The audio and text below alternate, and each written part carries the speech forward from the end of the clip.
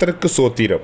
இன்றைய வேத வசனம் உபாகமம் 32ஆம் அதிகாரம் 2ஆம் வசனம். மழையானது இளம் பயிரின் மேல் பொழிவது போல என் உபதேசம் பொழியும். ஆமென்.